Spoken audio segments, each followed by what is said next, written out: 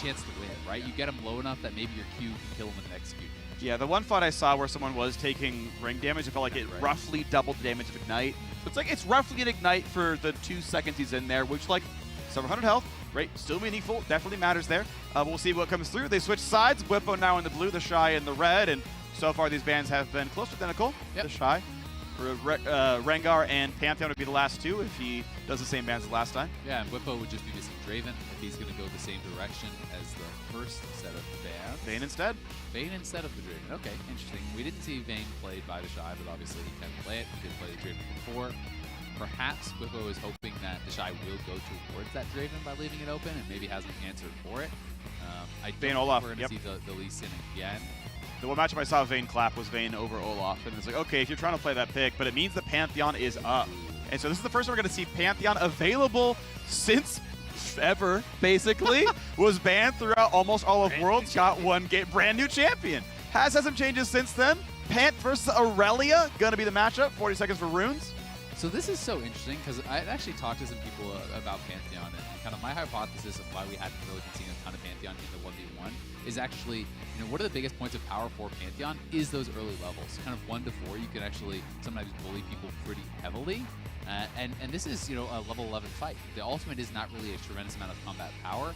You know, using the actual empowered shield to actually block a tremendous amount of damage can be valuable in 1v1, but it's generally more kind of team fight utility where you're drawing threat and then actually blocking out a lot. So I'm going to be interested to see how Bwipo can play this out, and especially if TheShy is building towards a pretty tanky build. You know, if you're grabbing an early Jorums and stacking that up and going fairly defensive, does Pantheon have the sustained damage to actually take down Aurelia in an extended fight? Maybe we'll have to see. Aurelia's definitely been really scary. We've seen her crush tank Rise, for example, and it's been strong.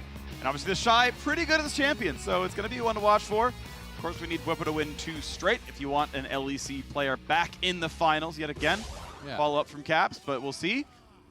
Yeah, they did have 4 people in the quarterfinals. Yep. But then 3 of the 4 actually did get knocked out. So Bwipo is the last remaining LEC representative here, having a very good showing at All-Stars and trying to keep that running with a couple back-to-back wins he's going to need to get over TheShy. So you do it. Pantheon's a great champion.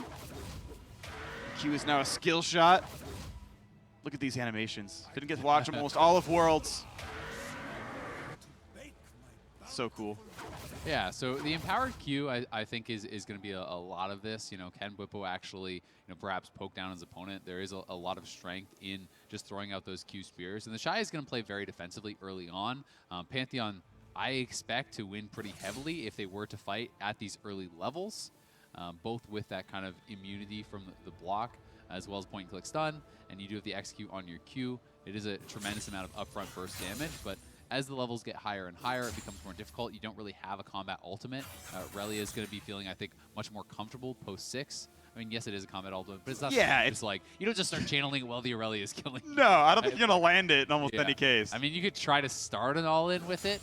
Yeah, sure. And from the brush, just randomly. That works. I mean, I think, so I'm going to guess that the value is you're going to take some random recall and just ult the wave. Lane, yeah. Right? You instantly kill most of the wave. You know, saved a lot of time getting back to lane. Like, it's at least a map control ultimate, which does have relevance here. Yeah, and I mean, you can see how much respect TheShy is giving over to Bwipo in these early levels, right? You know, these are the levels where it's going to be most difficult for Aurelia. Post-6 is where the matchup can start to swing in the other direction. So TheShy is just going to sit back and chill and just try to kind of wait to get some experience and look to outscale essentially here, where Bwipo, the onus is going to be on him to try to, you know, kind of outplay or get something done early on to create enough of an advantage that, you know, maybe when you do get to that rank 2 ultimate stage, you have an ability to just outstat your opponent or outplay your opponent in some sort of way. Yep. Bwipo starting to get the empowered Q back up. There's the big trade, backwards E. Turret shots though, hits 2 or 3. They're going for the fight right now. Ignite is on, Conqueror there as well though, and whoo! Oh. Barriers in case that spear is going to land, but you might see round 2. Bwipo, keep in mind, has barrier. Can maybe Yeah. survive the dive. TheShy really messed up there. I don't think you ever want to take that trade. He took that massive trade with a huge wave at his turret, so now he's missing all the farm that he waited for. Oh, look at that damage output there. Now, can he drop the aggro? He's okay. Nice. Yeah, that is really well played by Bwipo, and I think TheShy completely failed to play this out properly. He showed that he knew he wasn't going to win these early fights. Then he just opted into one when he hit the stun. He completely baited himself. He just needed to farm the wave. Now, not only is he down the kill, there's the Baron recall. He misses so much farming experience, and he missed 2 cannons, which is the catch-up mechanic in this 1v1 mode, where you're getting additional gold when you are down from that cannon. So missing back-to-back cannons is going to mean, like, look at the components, right? You have pieces of a phage versus a phage plus a Kindle gem. Everything else is even. So Bwipo is enormously ahead, and honestly, TheShy outplayed himself. And here's the ult. That was just a terrible mistake. Gonna hope it can land. Gonna look for some damage underneath the turret. Gets stunned up. Not gonna find much else there. Yeah, I think TheShy's hope now is you just never try to fight again until during a fire, and you hope that you didn't just throw the entire game off of one really ill-advised engage. Well, we'll see if he can do it. It's gonna be certainly Bwipo with the lead here. TheShy, 293 gold off the fairly early cannon to catch up part of that difference. Still just kind of spamming E for the last hits and keeping up what he can. I mean, he's down 2 levels, though. Like he lost so many minions to the turret. I was really surprised to see him go for that sort of an engage. And Bwipo made an incredible punish. You know, you have to credit that side of it as well. You know, Bwipo saw that he made the mistake and not only won the fight, but actually dove past the turret to get the kill and zone him off even more. Decent damage there again. Oh, sidesteps the ulti as well. It's going to be so much damage on TheShy. Ignites rated yet again. Turret shots, be careful. He needs one more auto for the empowered Q. He's going to auto the minion perhaps here. Oh, he's just going in. The W into the Q. Has to watch out for the rest of this one, though. Barry's going to get popped, but he's in turret range. Just gets out of it. Oh, so close.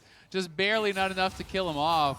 TheShy going to be sent back to base once again here, though, so Bwipo can push in the wave. He can afford to stay around and potentially deny some more experience in gold here. Should have Black Cleaver on recall, and Bwipo sitting in a pretty good position.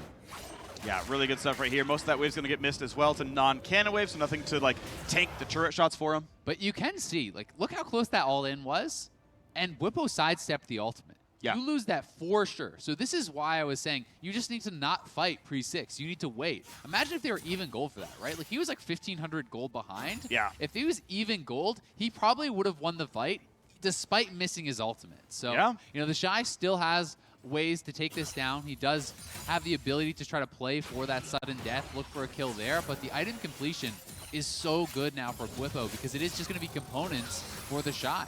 TheShy almost finds the stun right there, goes back for the stun. Decent damage coming across. And yeah, puts the E on, though, dodges a decent part of it. And as Conqueror comes up, he's going to sit there and try to pull the wave away from his turret. And if he's trying to force TheShy to take a recall, yeah, this is going to be maybe some CS lost if he keeps it away from his turret. Yeah, I just wonder how worthwhile that was, because with both potions down, he actually did take a fair bit of damage there. TheShy just healed up with the health pack, so he's not actually going to really deny anything from him, and is just kind of lower health. He was hoping to get that recall, but we'll see if he can chase in here. Black Cleaver advantage. Look at that damage output. There's no way out. He built enough space so he could run him down. Says, get on my side of the lane. If you overstep, I will chase you through. Bwipo does it. Gets 2 kills before sudden death. Yeah, that was really well done. You know, forcing him back in, as you said. You know, we saw that he was taking damage from the minions, but TheShy, I guess, felt pressured to actually go back. And this is where I think the game was decided. You know, you hit that turret shot on him, you hit the E, and like, look at the minions though. What are you doing engaging into this? This is kind of the basics. There's like 10 range minions and a cannon hitting you against an early game champion. Yeah. TheShy is never going to win that, and he really should know that. Got very overzealous. I think just overestimated perhaps how much damage the turret was going to do. And then Bwipo here, this is a great punish. Diving past the turret, zoning him off. Even if you don't get a kill here, you are denying so much experience in gold that TheShy feels like, no, I need to fight for this. I can't actually afford to lose this much after already dropping 1 cannon. But Bwipo goes in, gets the kill, and does survive. And here's this final fight. It all really came down to that item advantage. He had the Black Cleaver. He drew in TheShy to try to reset the wave and just knocked him down. Yeah, well done by Bwipo. Had a level lead for that second fight right there. Q into E, chase him forward in the other one. And in that first fight, actually a pretty crucial timing because TheShy did land his stun underneath the turret, but Bwipo had just barely started the Q animation, so even though the stun lands, he still puts his arm out, gets that stab, gets the giant execute damage, and gets the kill anyway. So some tight timings there. Still agree with your point, right? The idea of TheShy going in under the wave, clearly a misstep there. I mean, you were down a level, you're playing a bad early game matchup, and you engaged into 10, 15 minions, right? And that is just a mistake that you rarely will see someone of TheShy's caliber make. You know, right. That's kind of irrelevant whether we're on a 1v1 map or SR. That's just